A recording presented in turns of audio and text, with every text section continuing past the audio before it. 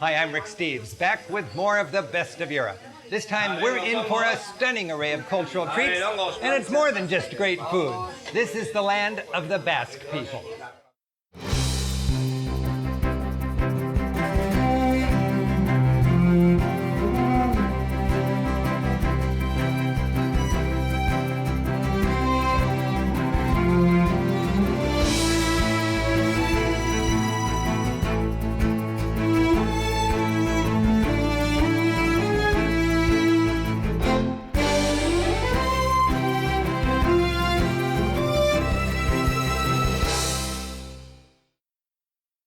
The land of the Basque people is one of Europe's nations without a state.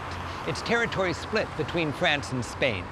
With a stubborn spirit and an industrious nature, the Basques celebrate their rich heritage while embracing the future. We'll enjoy the classic Basque experiences in the classic Basque places. Sunny beaches, spectacular modern architecture, tasty tapas, charming villages, venerable men's clubs, a dramatic coastline, and a lightning-fast sport.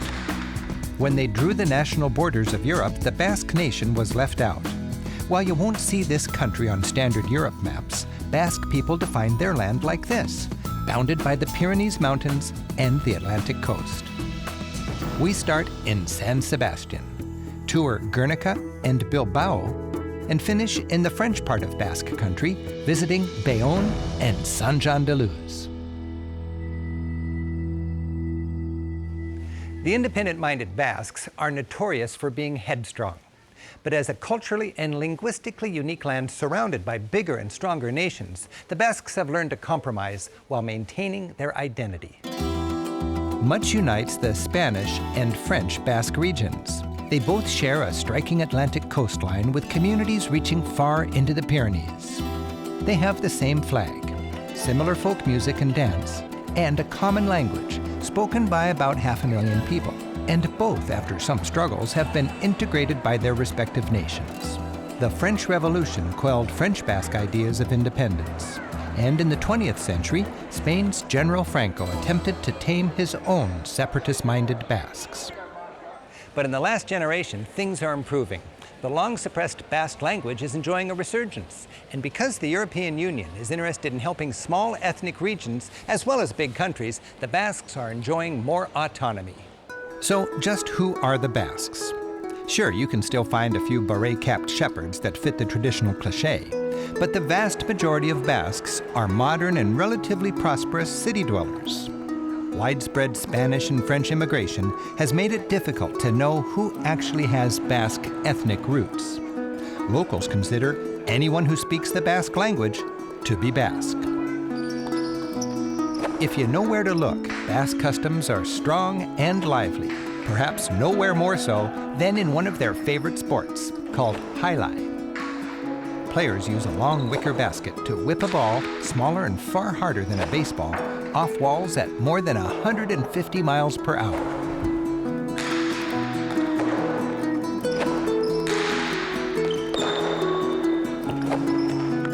For less adrenaline, but just as much Basque culture, there's the institution of the Men's Gastronomic Club.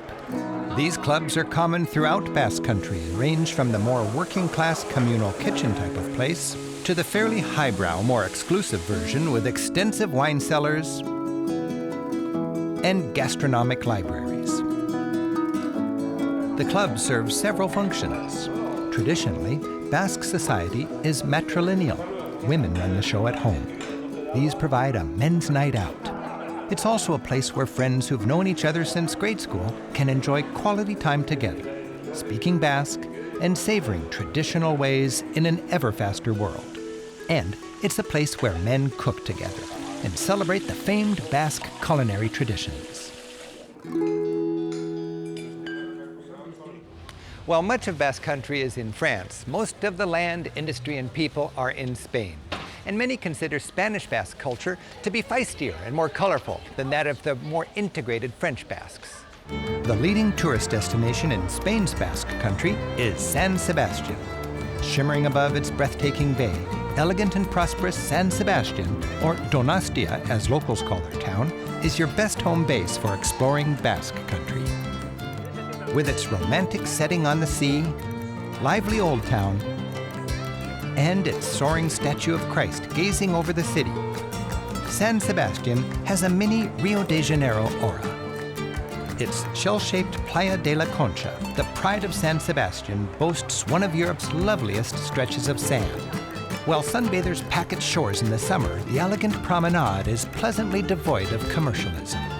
For a century, the promenade's wrought iron balustrade has been a symbol of the city. It shows up on everything from headboards to jewelry. In the 1840s, Spain's Queen Isabel II was a regular here on the beach. Her doctors recommended she treat her skin problems by bathing here in the sea. Spain's aristocracy took note, and soon San Sebastián was on the map as a seaside resort. By the turn of the 20th century, San Sebastián was the toast of the Belle Epoque and a leading resort for Europe's beautiful people.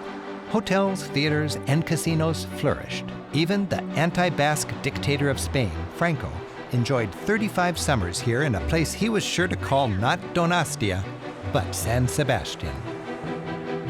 Huddled under its once protective hill is the Old Town. This is where San Sebastián was born about 1,000 years ago. Its port, while sleepy today, has long hosted the town's hard-working fishing boats.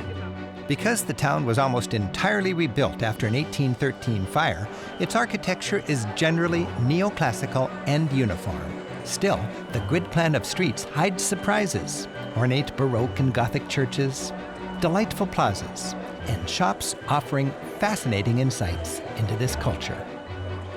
Local guide Itzatzo Petrocarena is joining me, so my window shopping will take on some meaning, such as the importance of salted cod.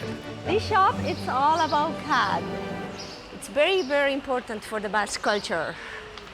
Salted cod has been part of our culture, economy, and daily food.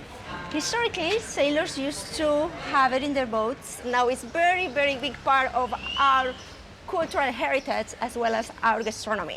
What is the word in Basque? Bacalaoa. Like Spanish, bacalao. Bacalao. Bacalaoa. Bacalaoa, yes. And what is the recipe? The recipe, you have to soak it in water for 48 hours. So I can't just take it now and eat it. No, I'm afraid not. Have to wait. Yes. But there are plenty of taste treats you can eat right now. Shops show how, with the fertile land, Basque cuisine is rich and varied. You are going to love this. Okay, why? Okay, the cheese, Idiazabal cheese, Yeah. mixing with walnuts and apple jelly. All together, All together? Yeah. beautiful flavor. Let's have some. Get a piece of this So one. three things together here. Yes. Okay. Piece of this, some walnuts, Okay. and we finish with some sweet. Oh, In yeah. this case So- is apple jam. Apple jam. So Thanks. cheap cheese from the mountains, walnuts, Walnuts, and apple jam. all together. All together. It's a good combination. This is a very traditional dessert here in the Basque land.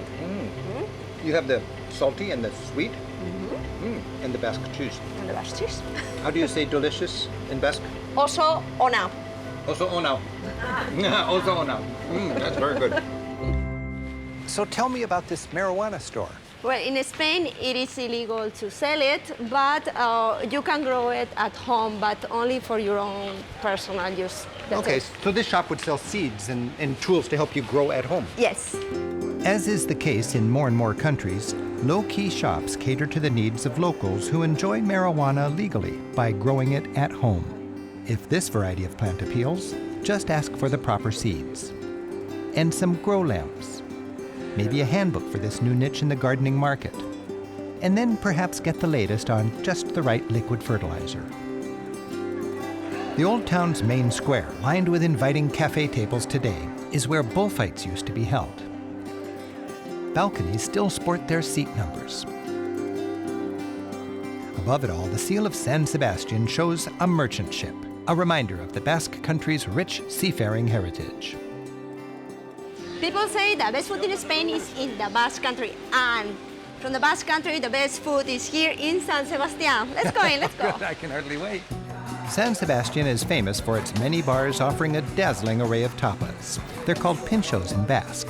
Basically, you belly up to the bar, point to what you like, and munch away. Canguro caliente. Zurrito is a small beer in Basque. Don't worry, they'll keep track of what you eat and drink. It's rude to put dirty napkins on the counter.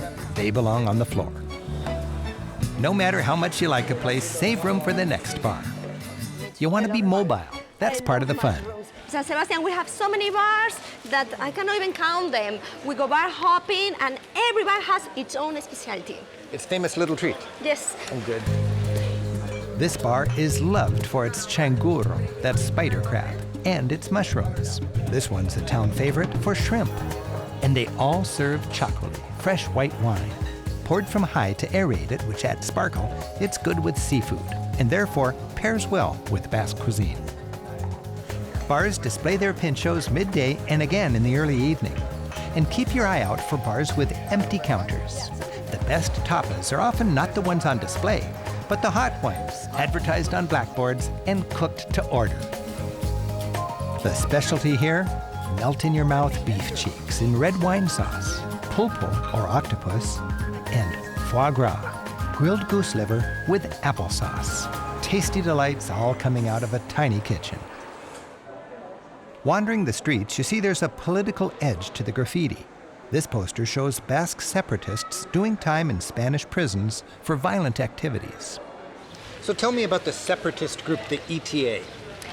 I'm proud to be Basque. However, we have three different mentalities, which they are the first ones that they are very proud to be Spaniards or French citizenships. So Basque people content to be Spanish citizens or French citizens? Some of them, okay. Yes. People who want independence without violence. Okay, so the peaceful ones that want independence. Yes, and the ones that they are fighting for independence. Okay, so people who are willing to fight to make an independent, free Basque state.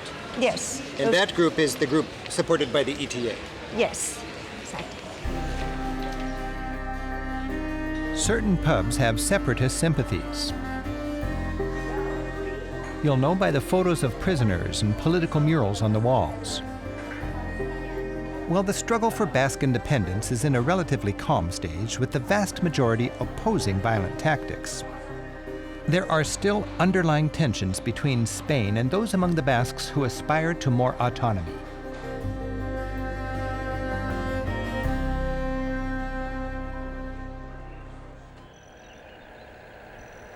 Traveling on, we enjoy pastoral scenes along a rugged coastline. Overlooking the Bay of Biscay, the countryside here is green and lush. An hour's drive takes us to Guernica. The market town of Guernica has a workaday feel, typical of this region, which is one of Spain's most industrial.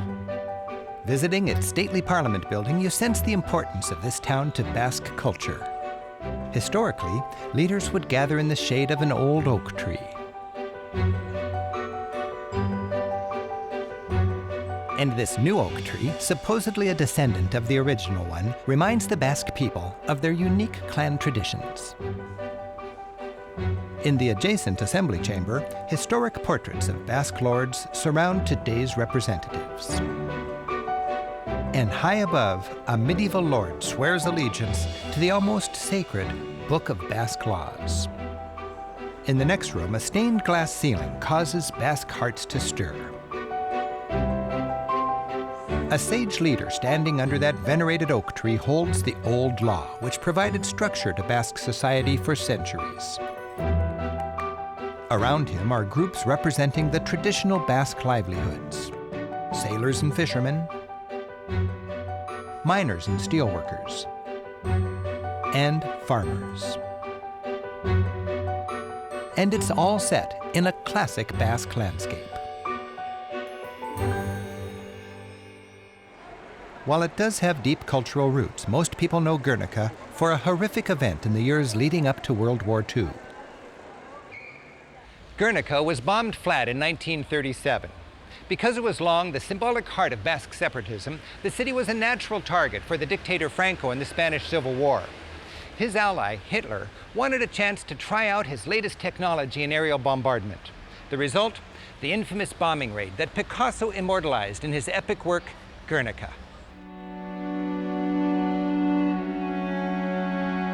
Picasso's mural, considered by many to be the greatest anti-war work of art ever, tells the story. It was market day. The town was filled with farmers from the countryside. First, a single German warplane bombed bridges and roads leading out of the town. Then, more planes arrived. 3 hours of relentless saturation bombing followed.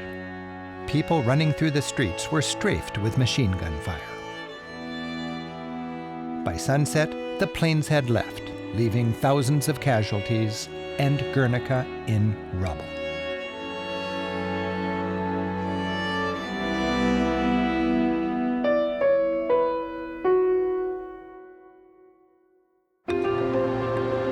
Nearby, the city of Bilbao has recently been transformed from a gritty steel town to a happening cultural center like no other Spanish city. Entire sectors of the industrial city's long-depressed port have been cleared away to allow for new construction.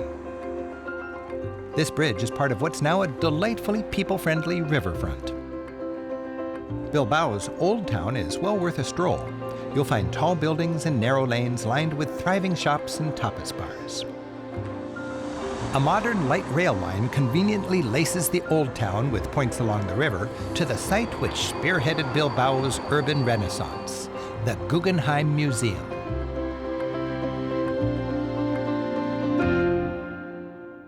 While its contemporary art collection is impressive, it's the building, designed by Frank Gehry and opened in 1997, that's created a stir in the world of architecture and put Bilbao on the traveler's map. Gehry's groundbreaking design helped set a new standard for architecture. Using cutting-edge technologies, unusual materials, and daring forms, he created a piece of architectural sculpture that smoothly integrates with its environment. With the bridges, pedestrian promenade, and art all complementing the building, it's an engaging ensemble. Gehry was inspired by a variety of visions. For instance, to him, the building's multiple forms jostle like a loose crate of bottles. Guarding the main entrance is Jeff Koons' towering West Highland Terrier, made of 60,000 living plants, which blossom in a carefully planned visual concert. A joyful structure, it takes viewers back to their childhood. Puppy, as it's known to locals, was meant to be temporary, but the people of Bilbao fell in love with Puppy, so they bought it.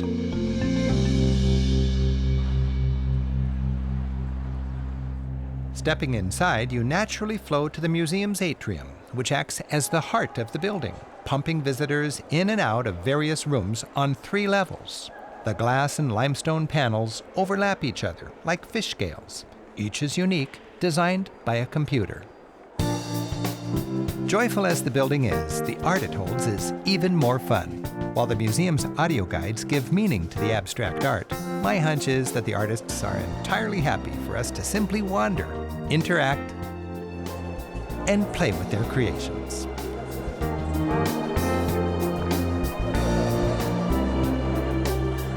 This is art that welcomes you in. Bilbao's Guggenheim Museum makes you smile.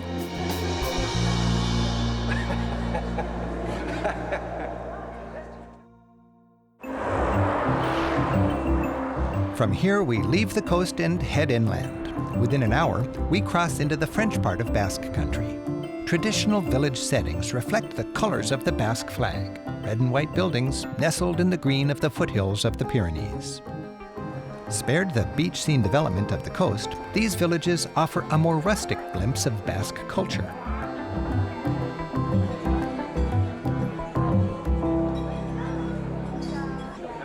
Compared to their neighbors across the border back in Spain, the French Basques seem more integrated into French culture. You hear the language less on this side of the border. But still, this area blends the French and Basque influences into its own distinct style. It seems that every small French Basque town has 2 things in common: a church and a court called a fronton. These courts, where Basque-style pelota or handball is enjoyed by experts and beginners alike, dominate town centers and add a unique ambiance. The inviting town of Espelette is worth a short stop. It's famous for its red peppers, with strands of them dangling like good luck charms from many houses and storefronts. Higher in the foothills of the Pyrenees is the town of Saint-Jean-de-Luz. Like many of these villages, it's a hit with hikers.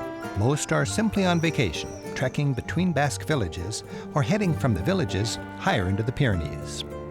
But since the Middle Ages, Saint-Jean-de-Luz has been the historic departure point for pilgrims bound for Santiago de Compostela, 500 miles away in the northwest corner of Spain. With its mix of day-tripping families and determined pilgrims using the town as a springboard for the time-honored pilgrimage, Saint-Jean-de-Luz has an endearing energy.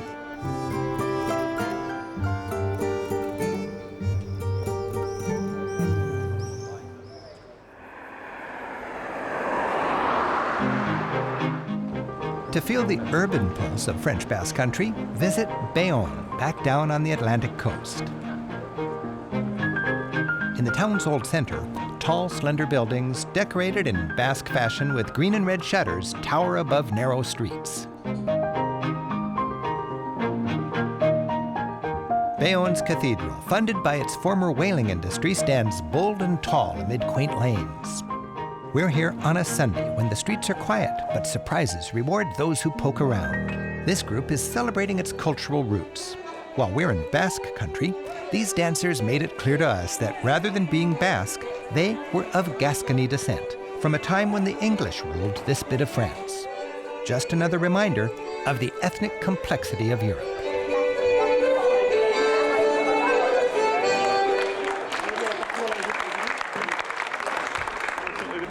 For a dose of French Basque sporting culture, we're checking out a alai match. While kids play on the village courts, the pros take the game to another level. And the audience takes the sport just as seriously. The mascot is cute, the crowd's revved up, the sport is lightning fast. And the rocketing ball clearly holds everyone's attention.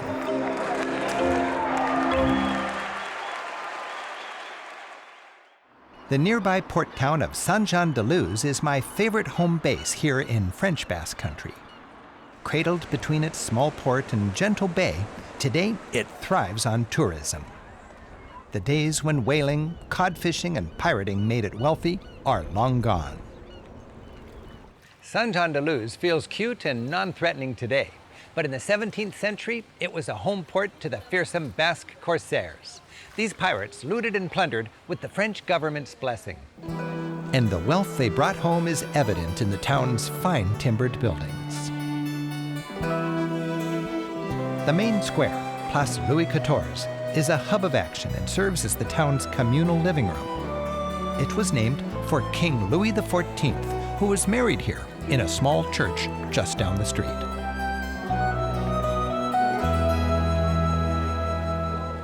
In 1660, in this beautiful church, little Saint-Jean-de-Luz hosted one of the greatest political marriages of all time. The King of France, Louis XIV, married the daughter of the King of Spain. This helped to end a long period of fighting and forge an alliance between Europe's two greatest powers. Why here? Well, one of the reasons is it's about halfway between Paris and Madrid. But today, 350 years later, it's all about fun in the sun. Holiday goers fill the cobbled streets. A high embankment is ideal for a lazy stroll. And the soft, sandy beach, which is lovingly groomed every day, is the playful haunt of sun-seekers and happy children alike. In the heat of the summer, Saint-Jean-de-Luz tempts travelers to toss their itineraries into the bay. The Basques, even though split between France and Spain, remain a vital culture. And a visit here provides a vivid look at the resilience of Europe's smaller ethnic groups. I'm Rick Steves. Until next time, keep on traveling. It's hot. It's hot. Sorry, Carla, it's like burning hot. And before long, San Sebastian was a regular on the big-time beach resort map.